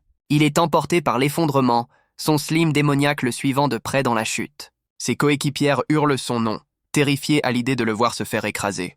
Encerclé par les rochers, il semble condamné, mais reste étrangement serein face au danger. Une fenêtre système lui offre une porte de sortie, lui proposant de quitter le donjon instantanément. Sans la moindre hésitation, il accepte l'option, choisissant de se téléporter hors du chaos. Il se dématérialise dans un éclat de lumière bleue, échappant de justesse à une mort certaine. Ses coéquipières sont également enveloppées par la lumière de téléportation, leur sortie étant assurée. Le trio est extrait du donjon instable, leur aventure spectaculaire touchant à sa fin. Lisuke, soulagé, reprend son souffle, n'arrivant pas à croire qu'il s'en soit sorti vivant. De retour à l'extérieur, Su Qing se précipite vers lui, furieuse, tandis que d'autres aventuriers les observent. Su Qing, furieuse, attrape Lin Tianhao, qui tente maladroitement de la calmer. Pendant ce temps, la foule s'agite en découvrant qu'un nouveau nom a fait son apparition au classement. Les aventuriers se tournent vers le portail, impatients de voir l'équipe qui a pulvérisé le record. Un groupe les interpelle, leur demandant s'ils sont les fameux détenteurs du nouveau record. Mais les autres aventuriers se moquent, persuadés qu'ils ont été expulsés de force du donjon. Sugain, hors d'elle, est sur le point d'exploser, mais ses coéquipiers la retiennent de justesse. Lin Tianhao ignore les provocations, son attention entièrement tournée vers le portail. Un homme à l'air suffisant sort du portail, reconnaissant immédiatement le trio. Son rival le dévisage avec un sourire méprisant, surpris de le voir là. Il s'approche avec sa bande, l'accusant avec arrogance d'avoir été téléporté de force. Le rival de Lin Tianhao tente de recruter Su Qing, la qualifiant de beauté de l'école et rabaissant son coéquipier. La druidesse, le regard glacial, leur ordonne de déguerpir sans ménagement. Lin Tianhao, furieux, intervient pour dénoncer leur comportement effronté. Susing rappelle sa coéquipière à ses côtés, la tension montant d'un cran entre les deux groupes. Le chef du groupe adverse se tourne vers Lin Tianhao, le narguant sur le fossé qui les sépare. Un léger sourire amusé se dessine sur les lèvres de Lin Tianhao, ignorant la provocation. Il lui retourne la question avec une confiance désarmante, demandant de quel fossé il parle. Fou de rage, son rival le saisit par le col, exaspéré par son arrogance. Soudain, une notification système apparaît, annonçant la mise à jour du classement du donjon. Le nom de Lin Tianhao s'affiche en première place, laissant son adversaire abasourdi et sans voix. Le rival hurle, son visage déformé par une incrédulité totale face au classement. Il n'arrive pas à croire que Lin Tianhao soit classé premier, son esprit refusant d'accepter la réalité. Lin Tianhao le toise avec un sourire suffisant, savourant la défaite cuisante de son adversaire. L'annonce officielle confirme sa première place, ne laissant aucune place au doute. La foule s'agite, commentant l'exploit d'avoir détrôné le champion qui dominait le classement depuis des années. Son rival, en sueur, l'accuse aussitôt de tricherie, incapable d'admettre sa propre défaite. Il continue ses accusations virulentes, affirmant que Lin Tianhao a forcément manipulé le système. Les autres aventuriers commencent à douter, se demandant si un tel exploit est possible sans tricher. Un homme intervient, qualifiant les accusations d'ignorantes et rappelant qu'il est impossible de tricher dans ce donjon. Le rival, furieux d'être contredit, se retourne pour défier celui qui a osé l'interrompre. Le rival est pétrifié, son visage déformé par la peur et l'humiliation publique. Un groupe d'aventuriers d'élite fait alors son apparition, mené par les puissants Murong-Yu et Murong-Xue. La foule est en émoi, reconnaissant la célèbre famille Murong et leur prestigieux groupe du Lion divin doré. Lin Tianhao observe la scène, intrigué par la mention de cette famille renommée. Il note que les deux chefs possèdent des titres rares, se demandant ce qui amène des joueurs de ce calibre ici. Il se souvient que les familles d'élite utilisent généralement des portails exclusifs, contrairement aux aventuriers ordinaires. Ses coéquipières apprennent que certains clans choisissent parfois de se mêler aux autres pour relever des défis. L'équipe d'élite passe devant eux et Lin Tianhao s'interroge sur leur présence dans cette zone. L'homme qui avait défendu Lin Tianhao tente sa chance, abordant nerveusement la chef du groupe, Murong-Xue. Elle le rejette d'un simple regard glacial, le laissant pétrifié par son mépris. L'homme qui avait été rabroué s'emporte, reprochant à Murong-Xue d'ignorer son frère pour un simple perdant. Murong-Xue le regarde avec un mépris glacial, déplorant qu'un tel individu puisse faire partie des guerriers sacrés. Fou de rage, l'homme lui hurle dessus, ne supportant pas d'être ainsi humilié publiquement. Son frère intervient, posant une main sur son visage pour le faire taire et calmer la situation. Le guerrier sacré rappelle à son compagnon que Lin Tianhao a sûrement triché pour atteindre le sommet du classement. Le rival de Lin Tianhao et son groupe se retirent, lui lançant un dernier avertissement avant de partir. Susing les regarde s'éloigner avec soulagement, exaspéré par leur attitude arrogante. Contre toute attente, le chef du groupe d'élite, Murong-Yu, se retourne et s'adresse directement à Lin Tianhao. Il se présente et lui tend la main, laissant Lin Tianhao perplexe face à cet intérêt soudain. Mais Murong-Xue intervient, réprimandant Lin Tianhao pour son audace, tandis que son frère observe la scène avec un sourire amusé. Murong-Yu tente de calmer sa sœur, qui le fusille du regard, visiblement agacée par son intervention. Lin Tianhao, pris au dépourvu, les salue avec une nervosité palpable, intimidé par leur présence. Sugan saisit brusquement la main de Lin Tianhao, un geste possessif qui ne laisse aucune place à l'ambiguïté. Elle le tire derrière elle, affirmant avec colère qu'il fait partie de son équipe et qu'il n'est pas à prendre. Le visage de Murong-Yu s'assombrit, lui ordonnant de s'écarter, car sa conversation ne la concerne pas. Exaspéré, Suking tente de partir avec son équipe, mais le groupe d'élite leur barre la route. Murong-Xue déclare froidement qu'elle ne perdra pas de temps et qu'elle a l'intention de recruter Lin Tianhao. La foule comprend alors que la puissante famille Murong veut s'allier avec l'invocateur qui a pulvérisé le record. Suvin refuse catégoriquement, déterminé à ne pas céder Lin Tianhao et à conserver sa première place. Le rival de Lin Tianhao intervient, exigeant avec arrogance qu'elle le leur cède immédiatement.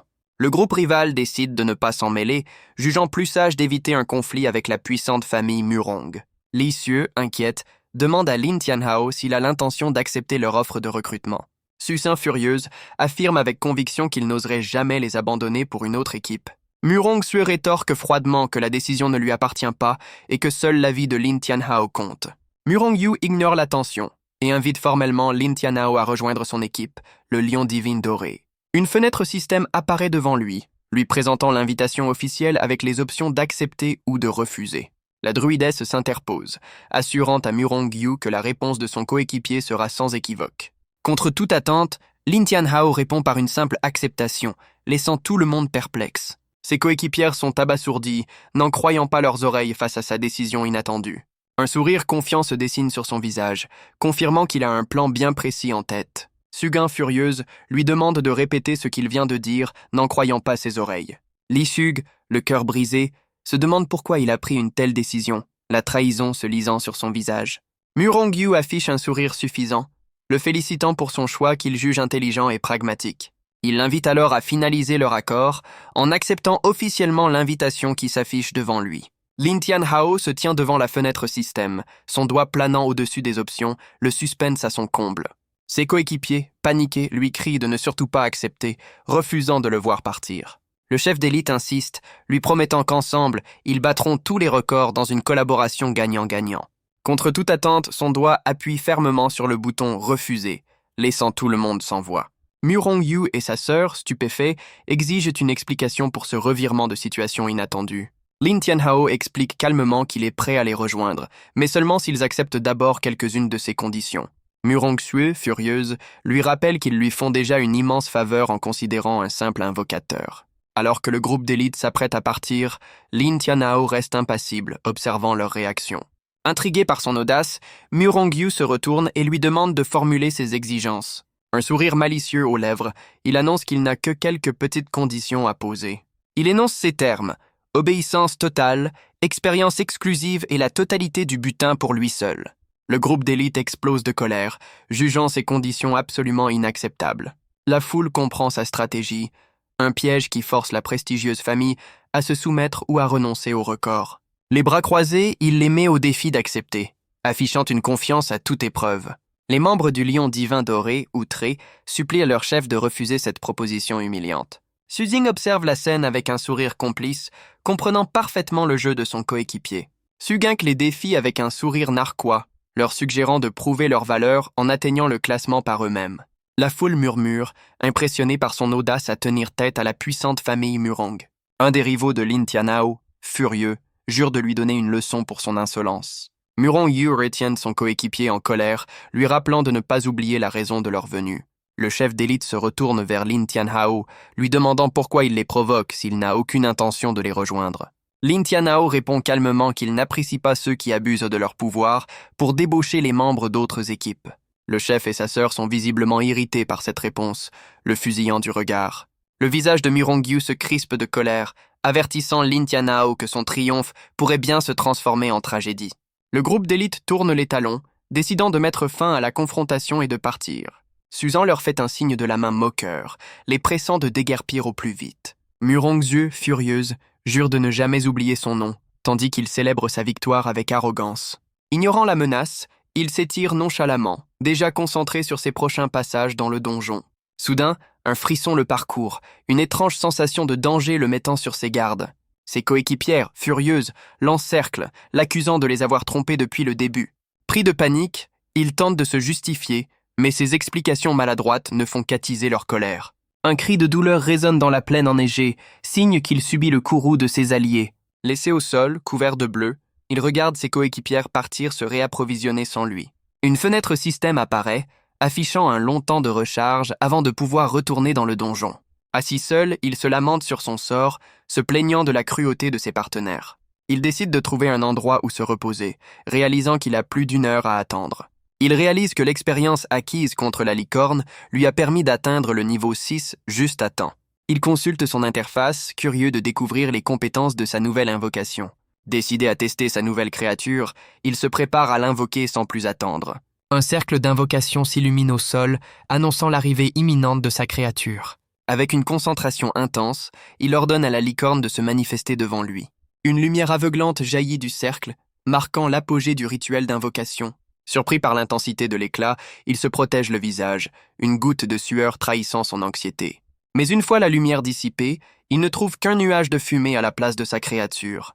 Paniqué, il cherche partout, se demandant où son invocation a bien pu passer. Une notification système annonce l'échec de l'invocation, le laissant totalement perplexe. Une fenêtre système lui demande de lancer l'éclosion de sa créature, ce qu'il accepte aussitôt. Il découvre avec stupeur que le processus d'incubation durera 3 jours entiers. Résigné, il décide de prendre son mal en patience, acceptant la longue attente. Il se souvient alors qu'il n'a pas encore ouvert son coffre de récompense du donjon.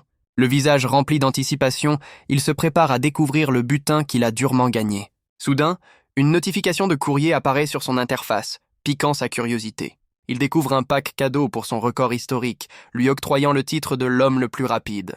Il reste perplexe, se demandant ce que ce titre à la signification ambiguë peut bien vouloir dire. Mettant de côté son trouble, il se reconcentre sur l'ouverture du précieux pack cadeau. La fenêtre système promet des récompenses de haut niveau, comme de l'équipement, des matériaux ou des potions. D'un geste décidé, il ouvre le pack cadeau, impatient de découvrir son contenu. Il se concentre d'abord sur les coffres de récompense du donjon, prêt à voir ce qu'il renferme. Le premier coffre révèle une armure de gardien et des potions d'expérience, un butin qu'il juge satisfaisant. Son attention se porte ensuite sur le coffre au trésor, bien plus prometteur. Le coffre s'ouvre dans un éclat de lumière et son visage trahit une surprise totale. Une fenêtre système affiche un butin exceptionnel, incluant un collier de glace de rang argent. Il prend conscience de la rareté de son équipement, classé parmi les plus hauts niveaux du jeu. Un sourire victorieux aux lèvres, il admire le collier, se sentant béni par la chance. Sans hésiter, il décide d'équiper ses nouvelles pièces d'armure via son interface. Une aura de puissance violette l'enveloppe, confirmant l'incroyable différence que procure un bon équipement. Son regard s'emplit d'une confiance renouvelée, prêt à utiliser sa nouvelle puissance. Une fenêtre système affiche ses statistiques améliorées, confirmant son passage au niveau 6. Il constate avec satisfaction qu'il lui reste 2 points de compétence à distribuer. Sans la moindre hésitation, il décide d'investir ses points dans sa compétence armement complet. Une aura rougeoyante l'enveloppe, alors que sa compétence passe directement au niveau 3, doublant la puissance de ses invocations. Il se réjouit de cette amélioration, sachant qu'elle lui fera gagner un temps précieux dans les donjons. Son attention se porte ensuite sur son slime, prêt à le faire monter en puissance à son tour. L'interface affiche les statistiques impressionnantes de son slime démonisé de niveau 9. Une nouvelle fenêtre apparaît, lui demandant un sang sacrificiel pour faire évoluer sa créature. Son visage se crispe de surprise, réalisant qu'une nouvelle étape d'évolution est possible pour son invocation. Une fenêtre système lui indique qu'il ne manque que 6 niveaux avant la prochaine promotion, mais qu'un sacrifice de sang est requis. Intrigué, il se demande quelle nouvelle compétence cette évolution pourrait bien débloquer. Il est frustré de constater que l'interface ne fournit aucune description détaillée de cette mystérieuse promotion. Déterminé, il décide de tenter le tout pour le tout, certain que le jeu en vaudra la chandelle. Sans la moindre hésitation, son doigt appuie sur le bouton de confirmation, acceptant le sacrifice. Le processus s'enclenche, sa barre de vie commençant à se vider, passant de 1100 points. Une notification confirme le succès du sacrifice, mais ses points de vie maximum sont désormais réduits à 500. Une vague d'énergie écarlate émane du slime, se précipitant vers lui pour achever le rituel. La puissance démoniaque se déchaîne en un tourbillon d'énergie brute, marquant le début de l'évolution. Submergé par le contre-coup, il peine à reprendre son souffle, secoué par la violence du processus. L'énergie écarlate du slime l'enveloppe, le tirant de force dans le rituel d'évolution.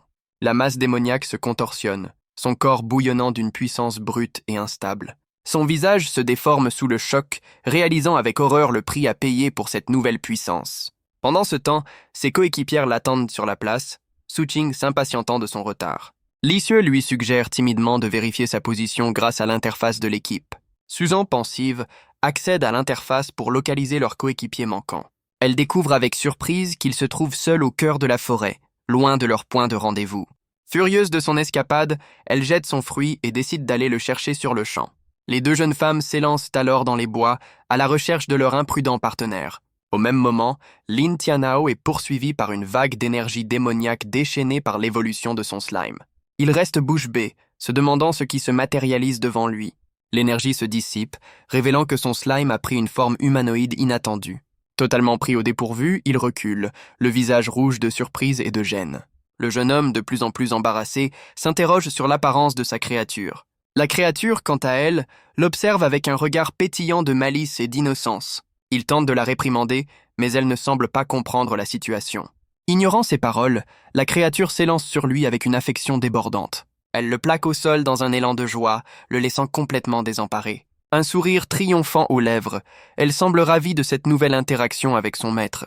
Le visage écarlate et en sueur, il est à la fois furieux et mort de honte face à la situation. Il est complètement désemparé, sa créature l'observant avec une curiosité innocente. Tentant de reprendre le contrôle, il la repousse fermement mais avec une gêne évidente. Il se relève, essayant de se convaincre que cette nouvelle forme ne l'affecte absolument pas. D'un geste rapide, il sort un vêtement de son inventaire pour couvrir sa créature. Il lui tend la tenue avec autorité, exigeant qu'elle s'habille sur le champ. La créature s'empare du vêtement, l'inspectant avec un regard perplexe. Son corps de slime commence à fusionner avec le tissu, l'absorbant pour le transformer. Elle arbore fièrement sa nouvelle tenue, qui s'est parfaitement adaptée à sa forme. Épuisé par la situation, il passe une main dans ses cheveux encore sous le choc de cette transformation. Il lui ordonne de lever les bras, prêt à finaliser son nouvel équipement via l'interface. Il réalise avec stupeur qu'il est devenu une sorte de père adoptif pour sa créature. Une notification système lui apprend que le vêtement a légèrement augmenté la défense de sa créature. Il comprend que sa forme humanoïde lui permet désormais de s'équiper comme un véritable aventurier. Curieux, il ouvre l'interface pour consulter les nouvelles statistiques de son slime évolué.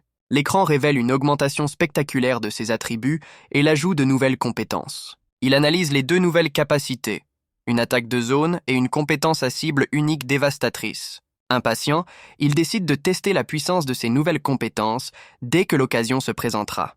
Pendant ce temps, ses coéquipières le traquent, se demandant pourquoi il s'est aventuré si loin. Sugain observe sa position sur la carte, déterminé à le retrouver au plus vite. Elle presse sa coéquipière d'accélérer, affirmant qu'il n'est plus très loin devant elle. Suzanne le repère enfin, caché derrière un arbre, le regard déterminé. Elle découvre une scène ambiguë, le voyant enlacé avec une mystérieuse jeune femme. Lisieux arrive à son tour, se plaignant de fatigue, sans encore comprendre la situation. Son visage rougit de stupeur en apercevant la scène, ses yeux écarquillés derrière ses lunettes. Furieuse, Suzanne lui hurle dessus, exigeant de savoir ce qu'il est en train de faire. Pris au dépourvu, il leur demande ce qu'elles font là, sa créature l'observant innocemment. La druidesse, poing serré, l'accuse avec colère de l'avoir surprise en plein acte répréhensible. Le visage en sueur, il est pétrifié par la terreur, incapable de trouver les mots pour se défendre. Un cri accusateur résonne à travers la forêt, le traitant de tous les noms. Il se retrouve au sol, réprimandé par ses coéquipières qui lui reprochent de ne pas avoir expliqué la transformation de son slime.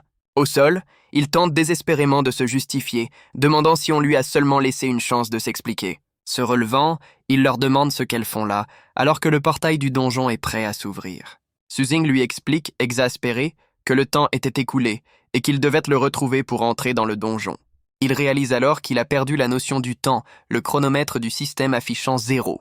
Une fenêtre système apparaît, leur proposant de confirmer leur entrée dans le donjon de l'abîme de la vallée froide. Maintenant que tout le monde est réuni, Suking déclare qu'il est temps d'entrer sans plus attendre. Le trio est enveloppé d'une lumière bleue intense, se téléportant instantanément dans le nouveau donjon. Ils arrivent dans un paysage enneigé, jonché des restes de créatures vaincues, baignant dans un liquide violet. Pendant ce temps, le groupe d'élite de Murong constate qu'ils ont tout nettoyé sans trouver ce qu'ils cherchaient. Murong Yu observe pensivement le reflet sur sa lame, son visage trahissant une profonde concentration. Murong Yu constate avec fureur qu'une autre équipe les a devancés. Il ne peut croire que quelqu'un d'autre ait réussi à s'emparer de leur cible avant eux. Un de ses coéquipiers, désemparé, lui demande quelle est la marche à suivre. Un autre membre, furieux, propose de racheter leur prise à n'importe quel prix. Son camarade le rabroue, lui rappelant que leur mission secrète ne peut être révélée au grand jour. Un autre s'interroge, se demandant si une guilde rivale ne leur aurait pas volé la vedette. Exaspérée par leur querelle, Murong Xue leur ordonne de se taire immédiatement. Elle en déduit que seule une équipe de joueurs sans guilde a pu accomplir cet exploit. Elle explique que seule leur guilde possédait les fragments révélant l'éveil de la licorne. Sa conclusion est sans appel. Une équipe déjà présente l'a trouvée et vaincue par hasard. Murong Yu confirme que l'abîme est instable et que la bête s'est réveillée plus tôt que prévu. Le poing serré, il se demande qui a bien pu vaincre la créature, sachant que sa mort augmentera la difficulté du donjon. Un de ses coéquipiers propose une solution radicale, traquer et éliminer les équipes sorties récemment pour récupérer leur dû. Il désigne plus particulièrement Lin Tianhao, le qualifiant d'arrogant et de cible prioritaire. Murong Xue rejette fermement cette idée, rappelant que leur guilde ne s'en prend pas aux innocents. Elle ajoute que quiconque peut vaincre un boss caché est forcément un adversaire redoutable. Murong Yu songe alors que le coupable pourrait être Lin Tianhao, l'invocateur qui a pulvérisé le record. Il décide de faire un rapport à leur quartier général avant de prendre une décision, menant son équipe hors de la zone. Murong Xue jette un dernier regard sévère en arrière, obéissant à l'ordre de retourner à la guilde. Au même moment, une structure cristalline géante se brise, signe de l'instabilité croissante du donjon. Le groupe de Murong Yu se téléporte hors du donjon dans un faisceau de lumière bleutée. Ils laissent derrière eux un paysage enneigé désolé, parsemé de traces de leur passage. Pendant ce temps, Lin Tianhao frissonne, se plaignant du froid glacial du nouveau donjon. Susan, déterminée, prend la tête du groupe, pressant ses coéquipiers d'accélérer le pas.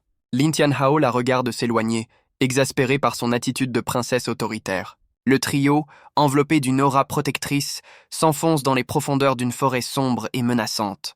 Ils s'arrêtent devant des buissons où Su Xing a repéré le premier loup corrompu, prêt à s'échauffer. Des yeux rouges perçants les observent depuis les ténèbres, annonçant une embuscade imminente. Sukin se transforme, ses traits devenant bestiaux et ses griffes acérées, prêtes à déchaîner sa fureur. Une meute de loups corrompus surgit alors des ombres, se jetant sur l'équipe avec une rage démoniaque. Li Xuezi est stupéfaite, réalisant qu'ils font face à 5 loups-garous en même temps. Lin Tianhao comprend que la difficulté du donjon a été multipliée, le nombre de monstres ayant quintuplé. Ignorant le danger, Su Qing se jette sur la meute, certaine de pouvoir les anéantir d'un seul coup. Sous sa forme bestiale, elle ordonne à sa coéquipière de se préparer à lancer un sort de soutien. Li Shi confirme qu'elle est prête à intervenir, son expression déterminée. Une aura verdoyante l'enveloppe alors qu'elle joue de sa harpe, libérant une puissante mélodie magique. La druidesse juge le timing parfait, alors que l'énergie affaiblit les loups juste avant son assaut. Son attaque dévaste la meute, infligeant d'énormes dégâts à chaque créature. Un sourire suffisant se dessine sur ses lèvres, trouvant ce premier combat bien trop facile. Lin Tianhao analyse son incroyable puissance, constatant que ses dégâts sont dignes d'une classe de combat d'élite. Il se rend compte que la difficulté du donjon a été décuplée, ce qui le laisse songeur. La druidesse, plus déterminée que jamais, jure de les anéantir un par un, peu importe leur nombre. Il s'interroge sur cette augmentation soudaine du nombre de monstres, se demandant si c'est une coïncidence. Su Xing, impatiente, le somme de se dépêcher pour ne pas perdre de temps. Il est convaincu que le prochain point d'apparition des monstres leur révélera la vérité sur ce mystère. En progressant, il sent qu'une atmosphère étrange et inquiétante règne dans cette forêt enneigée. Su Xing ordonne à sa coéquipière de la soutenir avec ses sorts, prête à affronter la prochaine vague. Soudain, il leur crie de s'arrêter, ayant perçu un danger imminent qu'elles n'ont pas vu. Le sol se met à trembler violemment, prenant le trio complètement par surprise. Alors que la panique s'installe, Su Qing tente de calmer la situation bien que visiblement secouée. Soudain, un monticule de neige se dresse devant ses coéquipières, les prenant par surprise. Une créature massive et corrompue jaillit de la neige, se jetant sur les deux jeunes femmes. Il comprend qu'ils sont tombés dans un piège, alors que d'autres loups émergent des ombres. Une vue d'ensemble révèle que le trio est désormais encerclé par une véritable armée de monstres. Liseux, paniqués, se demandent comment ils vont s'en sortir, tandis que Su Qing reste stoïque. Il remarque que les créatures sont intelligentes, leurs attaques n'étant plus désordonnées comme avant. L'un des monstres géants frappe le sol avec une force brute, déclenchant une onde de choc dévastatrice. Déséquilibré par l'impact, Su Qing tente de remettre sa coéquipière sur pied en urgence. Lin Tianhao reste imperturbable, une aura de puissance rouge commençant à émaner de lui. Son regard s'embrase d'une lueur intense, prêt à déchaîner sa véritable force face à la menace. Il invoque une créature colossale à l'aura violette, qui se dresse devant lui tel un gardien. Les loups se jettent sur lui, persuadés que le combat est déjà terminé. Ses coéquipières assistent, impuissantes, à l'assaut féroce de la meute. Mais un sourire suffisant se dessine sur son visage, révélant qu'il a tout sous contrôle. D'un geste autoritaire, il lance son sort d'invocation au cœur de la mêlée. Son regard déterminé, il fait appel à sa créature la plus fidèle, le slim démoniaque. Au même moment, une étrange structure cristalline pulse d'une énergie inquiétante au loin. À l'extérieur, les autres aventuriers sont secoués par une violente secousse, ne comprenant pas ce qui se passe. Murong Yu, le visage crispé, réalise que le donjon entier est en train de trembler. Son expression se tord d'horreur, comprenant que la situation est bien plus grave qu'il ne l'imaginait. La foule d'aventuriers se tourne vers l'entrée du donjon, un portail cristallin massif qui se met à pulser. Soudain, le portail devient un vortex aspirant violemment tous ceux qui se trouvent à proximité. Les spectateurs assistent, horrifiés, à la scène chaotique, l'un d'eux étant physiquement malade. Un garde de la sécurité, pris de panique, ne comprend pas l'origine de ce désastre soudain. Un aventurier blessé s'effondre, révélant que l'abîme noir est entré dans une phase de chaos total. Le garde se précipite pour aider l'homme à terre, tentant de comprendre la gravité de la situation. Il l'interroge sur la cause de cette émeute du donjon, cherchant désespérément des réponses. Une notification système annonce la mort imminente du joueur et son transfert vers le hall des morts. Le sol est jonché de cadavres, un massacre qui laisse les survivants sans voix face à l'ampleur du drame. Le portail continue de tourbillonner, une menace instable et mortelle pour quiconque s'en approche. Des crânes sont violemment expulsés du vortex, annonçant une catastrophe imminente. Les aventuriers, terrifiés, réalisent que le flot de crânes ne s'arrête pas. Muron-Yu et sa sœur découvrent avec stupeur que la difficulté du donjon a changé. Une notification système confirme le passage en mode cauchemar, un niveau que personne n'ose affronter. Paniqué, un garde hurle dans sa radio pour alerter les autorités de l'émeute du donjon. Pendant ce temps, Lin Tianhao, encerclé, prépare sereinement une contre-attaque dévastatrice. D'un geste confiant, il invoque sa créature la plus puissante, le Slim démoniaque. Un loup géant se jette sur lui, mais il reste parfaitement immobile, sans la moindre crainte. Un sourire suffisant se dessine sur ses lèvres, certain de l'issue du combat. 2 gardiens colossaux émergent derrière lui, prêts à intercepter l'assaut de la meute. Les gardiens colossaux écrasent le sol avec une force brute, bloquant l'assaut des loups. Le monstre géant est stoppé net, son visage figé par la surprise face à cette nouvelle menace. En un instant, la première vague de loups est anéantie, subissant des dégâts considérables. Le Slim démoniaque s'élance dans les airs, surplombant les créatures restantes avec une aura menaçante. Lin Tianhao avance nonchalamment, sa créature sur ses épaules, affichant une confiance absolue.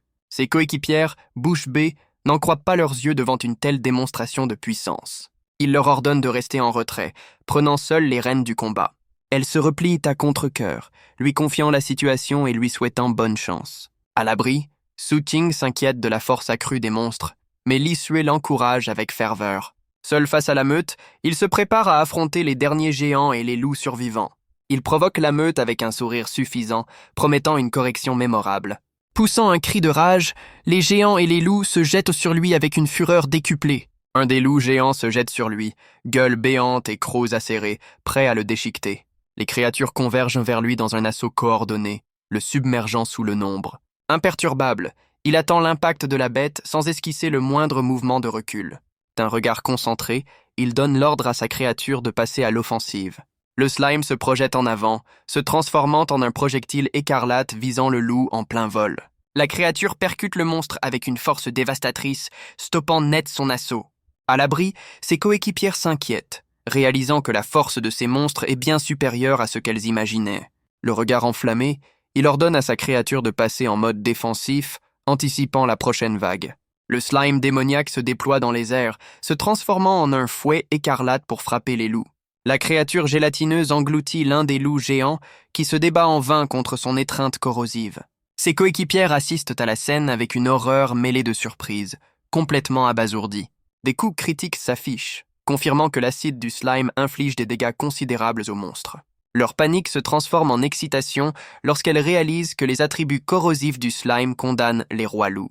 Le second géant, furieux, pousse un hurlement de rage en voyant son allié se faire neutraliser. Le slime étend ses tentacules pour aveugler et attaquer le deuxième loup, le neutralisant à son tour. Les 2 jeunes femmes sont à nouveau stupéfaites, n'en croyant pas leurs yeux devant cette incroyable démonstration de force. Le second loup-garou est submergé par la puissance du slime, son corps se désintégrant sous l'assaut.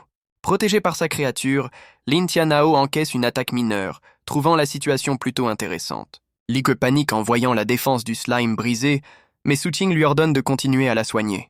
Les 2 géants restants concentrent leur fureur sur le slime, le submergeant de leur puissance combinée. L'un des colosses tente d'écraser la créature gélatineuse sous son pied, profitant de sa vulnérabilité.